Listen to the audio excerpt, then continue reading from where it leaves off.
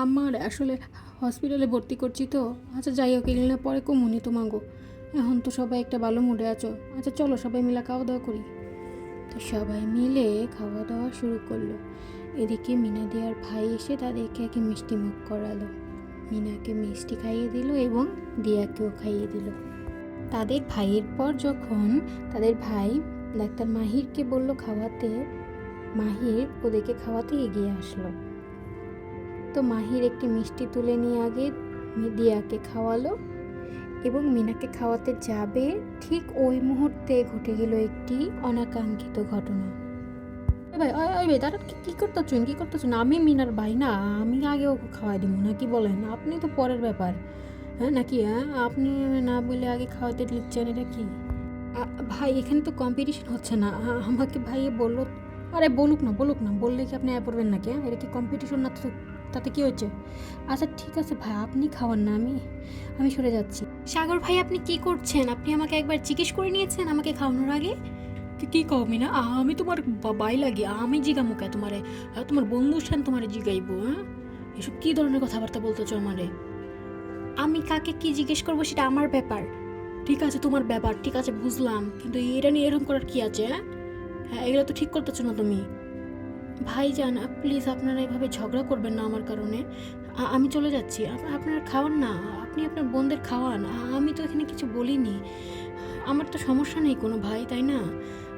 আমি হসপিটালে চলে যাচ্ছি। না না, দাঁড়া দাঁড়া মাহির, তুই কেন হসপিটালে চলে যাবি? তুই আগে আমাকে মিষ্টি খাওয়াবি, তারপর হসপিটালে যাবি। ঠিক আছে, আমার কথা তোকে শুনতেই হবে, না হলে কিন্তু আমি মিষ্টি মুখ করবো না। কি বলছিস মিনা তুই?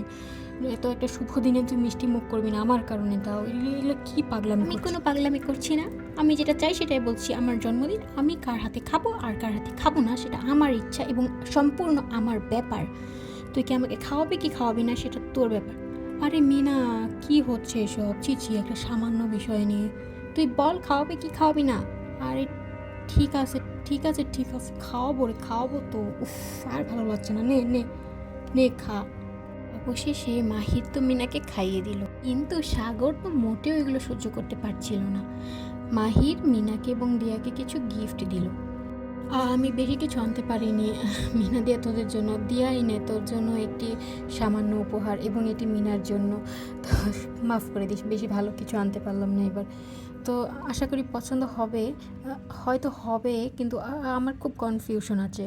যাই হোক, প্রথমবার একটু মেয়েদের গিফট দিলাম, কিছু মনে করিস না তোরা। আরে তুই কি বলিস না রে মাহির, তুই এখনো ছোট্ট বাবুদির মতো কথা বলিস। হ্যাঁ ভাই আপনার হয়েছে? হ্যাঁ হয়েছে, আপনার গিফটটা ওদের হয়েছে? ওইলে যান গাহান, এর লগে আমার কিছু কথা আছে জরুরি। হ্যাঁ মিনা, তোমার লগে আমার কথা আছে। আচ্ছা ভাই, আমার হয়ে গেছে, সমস্যা নেই। আপনি আপনার বোনের সাথে কথা বলেন না, আমাকে টানছেন কেন? মিনা, মিনা কি কি ব্যাপার? সাগর এরকম করছে কেন? বুঝতে পারছি না, সাগর আসলে কি হয়েছে?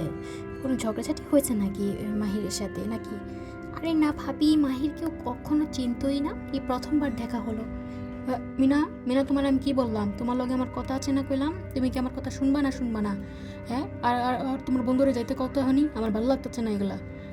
আমার সময় নষ্ট হইতেছে অনেক, আর তোমার লেগে আমি উপহার আনছি। সাগর ভাই, আপনি আপনার মুখ সংযত করুন, আপনাকে আমি আগেও বলেছি, এখনও বলছি, আপনি আমার বন্ধুর সাথে এমন করবেন না।